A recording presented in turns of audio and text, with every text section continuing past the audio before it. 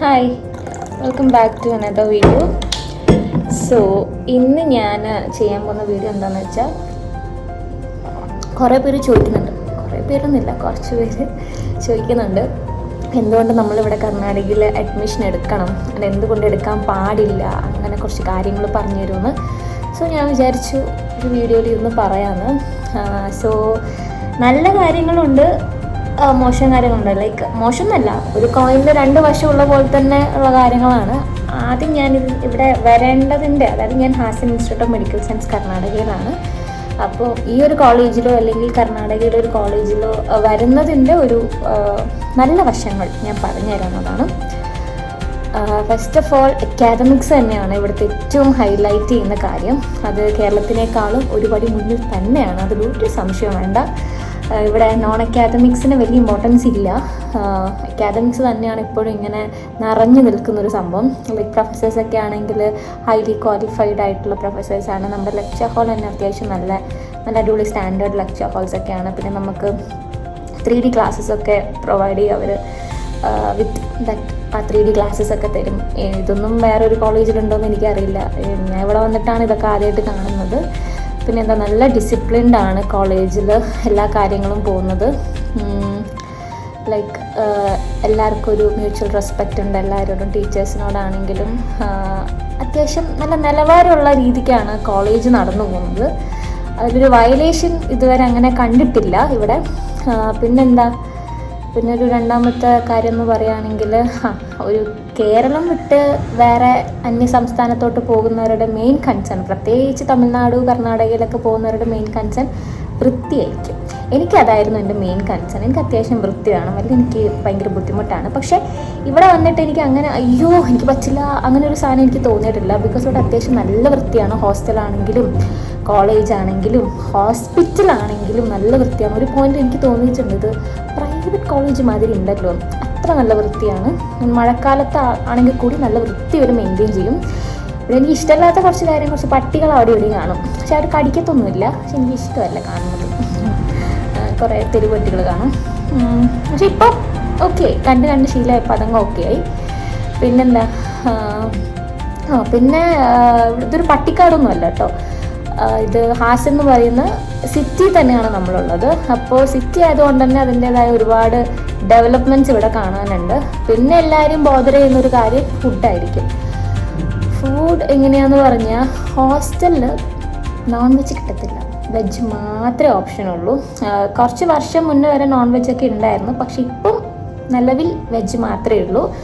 എന്ന് വെച്ച് നമ്മുടെ ടേസ്റ്റുമായിട്ട് വലിയ ടേസ്റ്റ് ഉണ്ടോ എന്ന് ചോദിച്ചാൽ എനിക്കങ്ങനെ ഫീൽ ചെയ്തിട്ടില്ല. എനിക്ക് എൻ്റെ നാട്ടിൽ കിട്ടുന്ന, എൻ്റെ വീട്ടിൽ കിട്ടുന്നതിനേക്കാളും നല്ല അടിപൊളി ചപ്പാത്തിയാണ് ഇവിടെ കിട്ടുന്നത്. എനിക്ക് ഇവിടുത്തെ ചപ്പാത്തി ഭയങ്കര ഇഷ്ടം. ഈ ചപ്പാത്തി ഇഷ്ടമേ അല്ലാത്ത ഒരാളായിരുന്നു. പക്ഷേ ഇവിടെ ഉച്ചയ്ക്ക് ചോറും കിട്ടും, ചപ്പാത്തിയും കിട്ടും.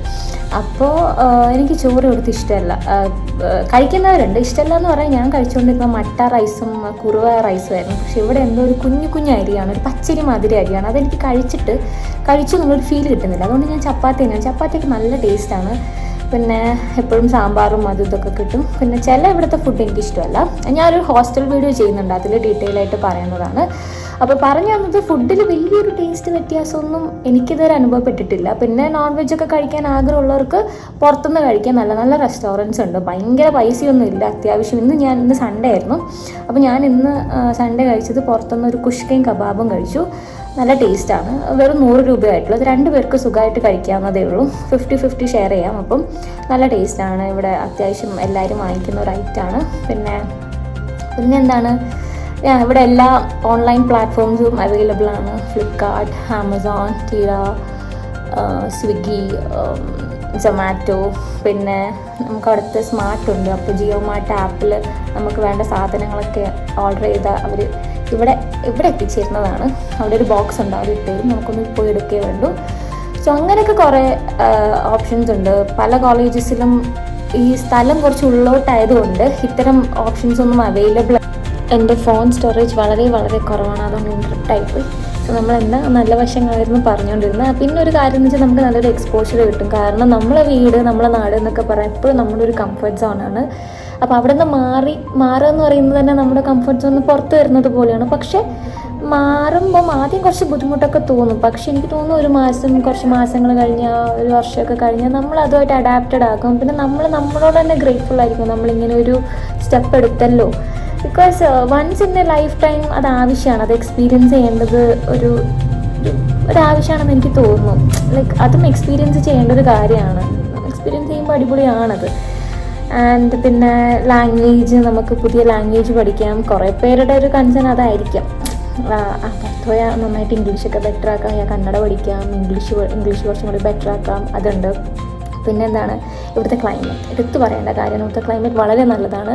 നമ്മളിടയ്ക്ക് ലീവിനൊക്കെ നാട്ടിൽ പോകുമ്പോൾ, ഇവിടെ കുറേ നാൾ നിന്ന് നാട്ടിൽ പോകുമ്പോൾ നമുക്ക് ചൂട് ഭയങ്കരമായിട്ട് ഫീൽ ചെയ്യും. അപ്പോൾ നമുക്ക് തന്നെ തോന്നും പെട്ടെന്ന് തിരിച്ചെത്തിയാൽ മതിയായിരുന്നു എന്ന്. ഇവിടെ അത്യാവശ്യം നല്ലൊരു കോൾഡ് ക്ലൈമറ്റാണ്.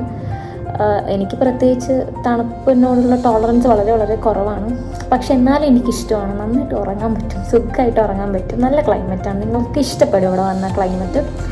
പിന്നെ ക്ലാസ് ടൈമിങ്സിനെ പറ്റി പറയുകയാണെങ്കിൽ 9 to 4 ആണ് ഫസ്റ്റ് ഇയേഴ്സിന്. പക്ഷെ അങ്ങനെ ഒരു സ്ട്രെസ്സൊന്നുമില്ല ക്ലാസ്സിൻ്റെ പേരിൽ. ബിക്കോസ് നമുക്ക് സെക്കൻഡ് സാറ്റർഡേ, ഫോർത്ത് സാറ്റർഡേ ഒക്കെ ലീവുണ്ട്. ആ സമയത്തൊക്കെ നമുക്ക് വീട്ടിൽ പോകാം.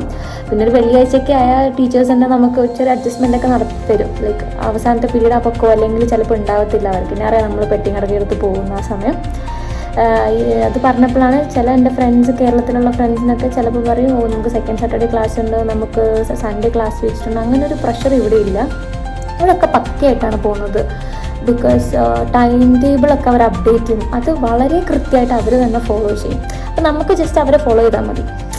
അങ്ങനെ ഒരു സിസ്റ്റം ഉണ്ട് ഇവിടെ. അത് ഇത്രയും നാളായിട്ട് അത് വയലേറ്റഡ് ആയിട്ട് കണ്ടിട്ടില്ല. അത്യാവശ്യം യൂണിവേഴ്സിറ്റിയൊക്കെ വരുന്നതിന് മുമ്പ് 2 മാസം സ്റ്റഡി ലീവും ഉണ്ട്. യൂണിവേഴ്സിറ്റി സെപ്റ്റംബറിലാണ്. സോ നമുക്ക് ഏകദേശം 2 മാസത്തോളം ലീവും ഉണ്ട്. അപ്പോൾ അതിൻ്റെ ഒന്നും പ്രശ്നങ്ങളൊന്നും ഇവിടെ ഇല്ല. പിന്നെന്താണ് പറയുന്നത്, ട്രാൻസ്പോർട്ടേഷൻ അത്യാവശ്യം നല്ല ഫെസിലിറ്റീസ് ഉണ്ട്. ഇവിടെ അടുത്ത് തന്നെയാണ് റെയിൽവേ സ്റ്റേഷൻ, ഇവിടെ അടുത്ത് തന്നെയാണ് ബസ് സ്റ്റാൻഡൊക്കെ.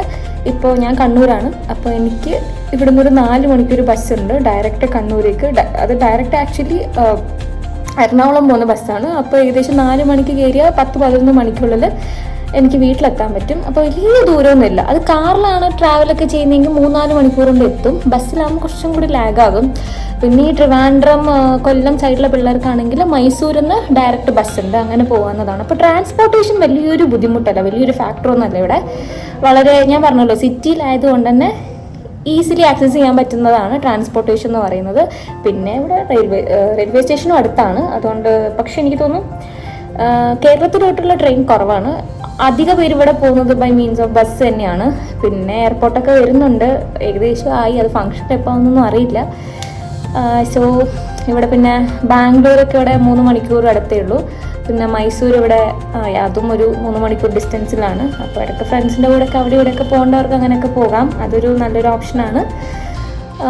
അപ്പോൾ ഇങ്ങനെയൊക്കെയാണ് നമുക്ക് പല സ്ഥലങ്ങളും വിസിറ്റ് ചെയ്യാം. കുറച്ച് കാണാൻ കുറച്ച് സ്ഥലങ്ങളുണ്ട്. ഇതൊക്കെ ഒരു സ്ട്രെസ് റിലീഫിൻ്റെ ഭാഗമായിട്ട് നമുക്ക് ഫ്രണ്ട്സിൻ്റെ കൂടെയൊക്കെ ഇങ്ങനെ കറങ്ങാൻ പോകുന്നതൊക്കെ നല്ല രസമാണ്. പിന്നെ നമ്മൾ മല്ലൂസ് ഓർഗനൈസ് ചെയ്ത് ട്രിപ്പൊക്കെ പോയിട്ടുണ്ടായിരുന്നു. പിന്നെ ഇവിടെ ബാച്ച് ട്രിപ്പ് എന്ന് പറഞ്ഞ സംഭവം ഇല്ല എന്നാണ് എൻ്റെ ഒരു അറിവിൽ.